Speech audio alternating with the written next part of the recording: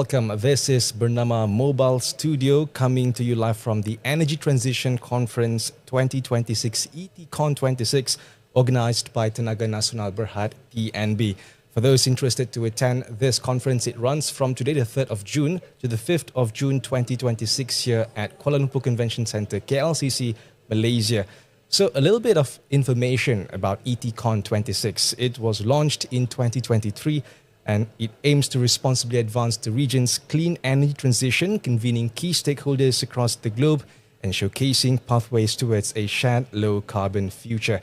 And today we have a very special guest coming to you from the Lantau group, which is the Dave Carlson. Thank you, Dave, for coming to the mobile studio today. Is it okay if I call you Dave? For sure. All right, so how do you find ETCon26 so far? From what I've seen so far, I've been very, very impressed. Just walking into that auditorium, seeing the level of attendance, having the opening remarks from your Deputy Prime Minister just shows the level of government support behind this initiative. It was really good to see. All right, so you've been in the energy industry for a very long time. So probably briefly you could give a little bit of the insights about what ETCon is trying to achieve and probably your insight as a specialist in the Lantau group about the energy transition. So it's very much focused around the energy transition. It's the global shift you see towards low carbon environments. Mm-hmm. It's the whole idea of being responsible, being resilient, being sustainable. Mm-hmm. And it's a worldwide phenomenon. And what Malaysia's doing is no different than what the rest of the world is trying to achieve. But Malaysia's doing it at a good pace. It's very nice to see it in action.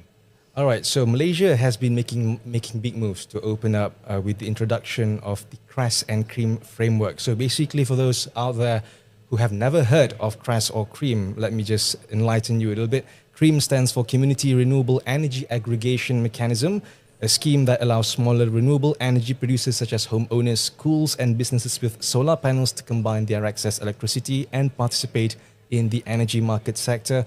While CREAM stands for while CRESS is a corporate renewable energy supply scheme that allows large companies such as factories, data centers and commercial buildings to buy renewable electricity directly from renewable energy producers like solar farms. So, as I stated earlier, Malaysia is opening up towards green energy with these two initiatives. So, however, what are the key gaps that still needs to be addressed before these frameworks are translated into actual project uptake? Okay. Perhaps before I highlight what some of the gaps might be, perhaps we just take a quick look at some of the positives, and there are several. Yeah, sure. I think firstly, one of the good things to see is that there's a high level of flexibility. So what it allows is for a renewable investor to contract with multiple consumers, or it allows a consumer to contract with multiple renewable investors. So it really helps to find unique solutions that are tailored to everyone's needs. It brings the buyer and the seller together to negotiate terms, and it's what terms are important to each of them. It might be price, it might be the type of renewable energy that they're looking for, it might be the profile of that energy. Is it just during the daytime, or do they want it to be backed up during the night time? So when the sun isn't shining, they still want to have some comfort that they are buying renewables if they continue to use electricity at the night time. And it's a bundled product. So by that, what I mean is it brings the actual electricity together with the renewable characteristic. So it's all bundled into one package? Into one. So that means that the consumer can have confidence that what they're buying is truly renewable. It can be traced, it's traceable. So if they want to put it into their own marketing or into their own credentials, they have a good source to trace it back and show where that renewable energy came from. The government's also shown ability to adjust based on experience. So initially there was some concern about the high levels of accessing the grid to transfer the power through the grid, and the government responded quickly to that and dropped those prices by 20%. And also, just to build on that first comment I made, the political will behind it, the fact that the Deputy Prime Minister is also the Minister in charge of the transition is great to see. So I think people can take confidence that has the government backing, supporting these initiatives. And he has the political will to execute these initiatives as well. For sure, and I think part of what we'll see throughout this conference is the momentum that's building behind that, and I'm really looking forward to hearing what the various speakers are going to tell us about what that's happening in that space. On the challenging side, I've just got three that I'd highlight. First is just the charges for accessing the grid. So once a buyer and a seller agree how they might want to transact the renewable energy, they still have to transport it through the existing grid structure, and they get charged for doing that, and that charge is set. And at the moment, there's not a high level of transparency around how those charges are set. So from an investor point of view, there would be some concern, not so much about whether the price is too high or too low, but what is forming that price, and how predictable is it in the future. So contracts tend to be of a long-term nature. So I'm not signing up for costs I see today. It's what's going to impact Change tomorrow, 3, 4, 5, 10 years down the track. And the other one is the contract structure can be a bit complex. So to put one of these deals together at the moment requires 5 quite substantial contracts. And if we look around the regions, some countries have a market that's at behind, and it makes it a lot easier to transact some of these arrangements like CRESS and CREAM. So basically the government should come up with, you talk about how it could change in the future in terms of transparency in the prices and rates. So probably the government should come with a guideline of probably some kind of framework which will enforce transparency, and also people can really understand what they are investing. Do you want to swap seats? I mean, what you've just described is exactly what I think the industry is looking for. It just wants to see, what is the methodology? How will prices change in the future? And how visible will that transition be? So people can have confidence that when they make an investment decision, they can model its impact, and they know if it's in the money or out of the money, or what they need to do to keep it in the money. All right, so you've got a fantastic bird's eye view of the energy landscape in the region, especially with your position in the Lantau group. So when we look at our neighbors, Singapore, Thailand, everyone is trying to break down the code or crack the code on corporate renewable access. So based on your experience across ASEAN and the energy sector, how does Malaysia's corporate renewable access framework compares with other regional markets, and what lessons can Malaysia adapt to accelerate buyer participation? So I think if we look at some of the examples from the regions, so Singapore really took advantage of the level of energy that government was using. So it helped build volumes from putting that into these types of transactions. And Malaysia's also done that in the past. So I think it's just keeping in mind of that and seeing how it can make use of government-linked companies or government departments to take advantage of these renewable initiatives. Planning the amount of renewables that will be transacted through the grid is important, because one of the things that happens with renewable energy is it can be intermittent. So what happens when the clouds come over and stops the sunshine, or if the wind stops blowing, then that means that to keep the grid stable, something else has to run up to cover it. And we've seen that those countries that fail to plan ahead often get caught out and have to play catch up. So Vietnam, for instance, had a very successful take-up of solar, but it caused constraints in its grid. So now they're having to build out the grid to take account of that. Western Australia also had a massive take-up of solar, and it got to the point where people were taking the energy off their homes and their businesses and not putting enough energy through the grid to use, and the grid just wasn't stable. It wasn't getting enough energy, so they had to relook at the whole way the grid was structured and try and address those concerns to put stability in place. So planning ahead is important. Access to funding. So several countries have really pushed cheap funding where it's possible, and by cheap funding, it's initiatives like in New Zealand, for instance, you often see interest-free green loans provided to households. So it might be used to purchase an EV or to put solar panels on a roof, and it's been directed there by the banking community. So it's people who might have existing mortgages with their banks, and the banks say, well, you can top up your mortgage to buy an EV or to put solar panels on, and for that extra component, we'll give it interest free for a set term. And how's the reaction and how's the participation from so far from the public when the banking decides to chip in? So I'm from New Zealand, so Yeah. I know it well. Australia initially got the success in its solar by subsidising. New Zealand never subsidised, so it's really relied on initiatives like these interest-free loans. And that's, I think, is really giving people the ability, because upfront costs, we know times are hard. Yeah. And if the banking infrastructure can support that, then I think people are able to take that longer term view and see that there might be a payback and that have confidence to do that capital outlay. And basically at the same time helps with the government's agenda to transition into new energy. Yeah, because everyone wins in that regard. So when you talk to the actual buyers, the data centers, the heavy industries and large commercial players, they want to go green, but they often run into a wall of practical complexities like pricing formulas or grid access. So for corporate buyers such as data centers and all this stuff that I mentioned before, what are the biggest barriers to renewable procurement today? Pricing, contract tenor, green attributes, grid access, or regulatory uncertainty? I think to sum it up in one, I think there's just too many moving parts. So investors really look for certainty. I mean, sorry, perhaps not certainty, but predictability. They understand that the world will change, that policies might alter, but they want to have a clear sight of how that will take place, when it might take place, and under what limits that might take place. That helps them make good investment decisions. But is it realistic though for these people to invest based on predictability? I mean, with the current stuff that's happening around the world so far, it's very dynamic. So people would be afraid to invest in these kinds of new stuff.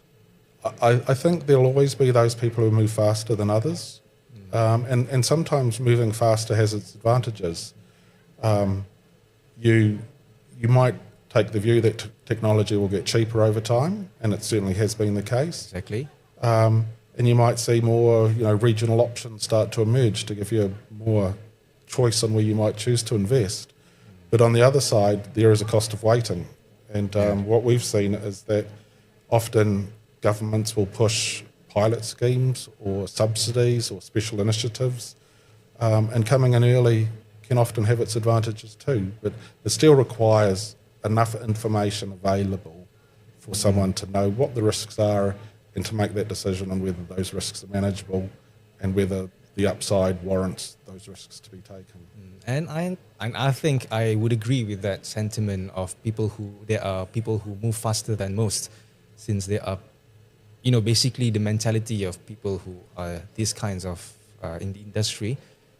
They tend to have this mindset of opportunities within the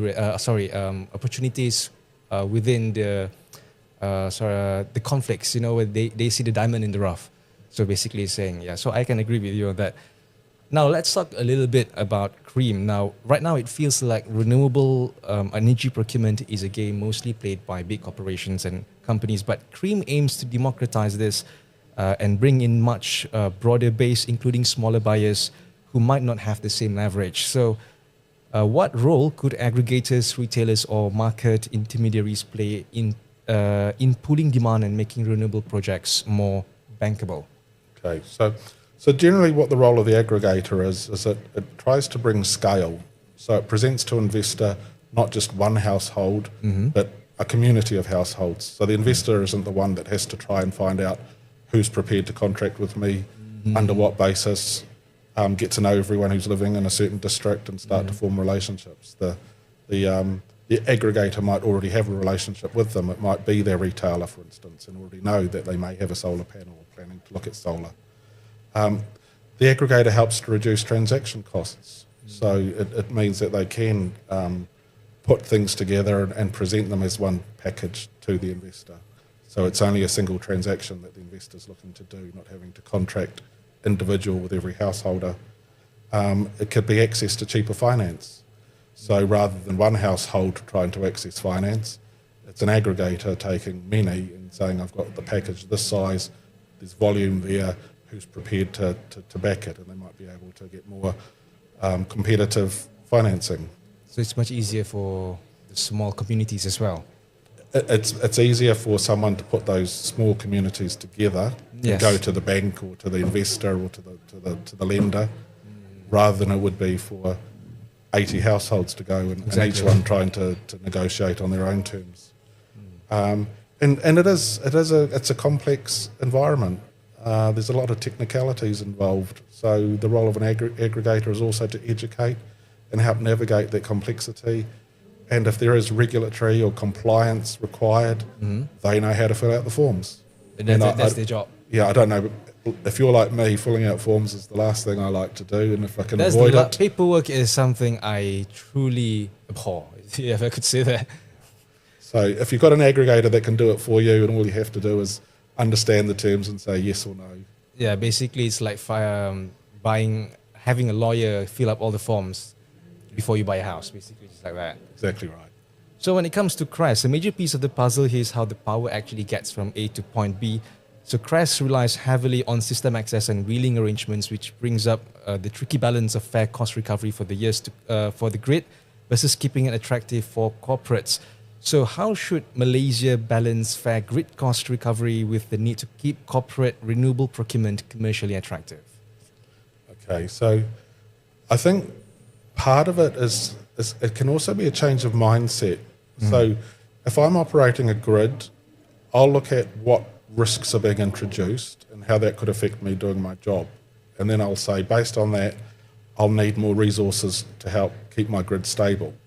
So I touched on intermittency before. So if there's intermittency involved, I might want to have thermal backup. So if the sun's not shining or the wind's not blowing, I know that there's a thermal generator that I can have on standby that can cover people's needs for electricity.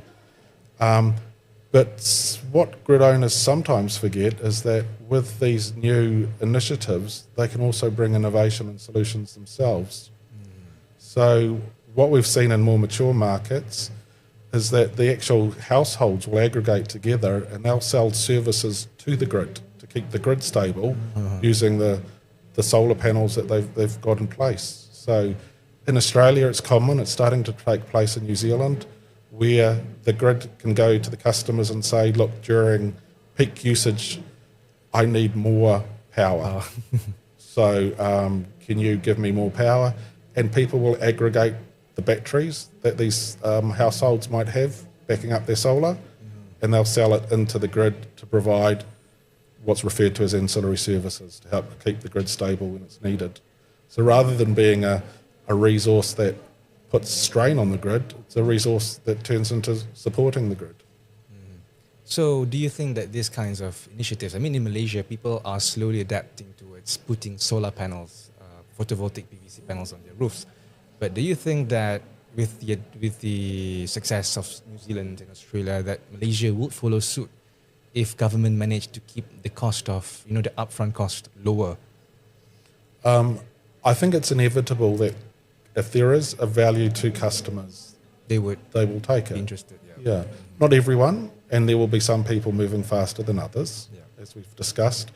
But I think part of what government needs to do is to just try and make things transparent and clear so that people, and educate, so that smaller users can start to understand what part they can play.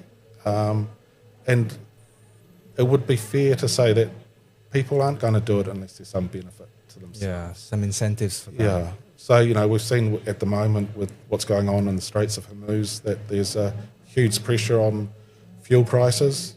If I can be more resilient to that by having some solar panels on my roof. Why wouldn't I? Yeah, right. as long as the costs stack up in the long run. So talking about customer and investor confidence, it is critical for renewable deployment.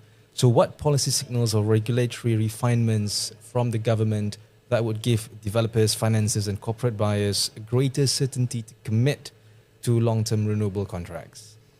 Okay, so I think some of them we've kind of touched on, but it's things like political will and support.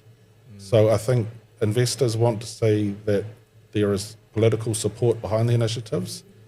And in some cases, so I think of New Zealand as an example, if there's a change of government, they don't want to see that policy change As well, yeah. So sometimes bilateral agreement between the major parties might be necessary to give investors that confidence. I know it's hard to achieve, but if it can happen, it certainly adds value. Visibility of regulatory policy. So we talked about transparency being important. So I think investors want to be able to make good decisions, and they can only do that with good information.